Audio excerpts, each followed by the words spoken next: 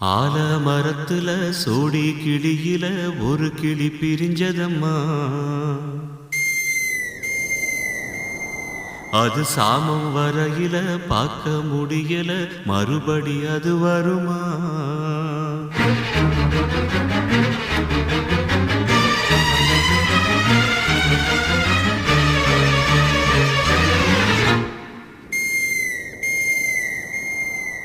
ஆலமரத்துல சோடி கிளியில ஒரு கிளி பிரிஞ்சதம்மா.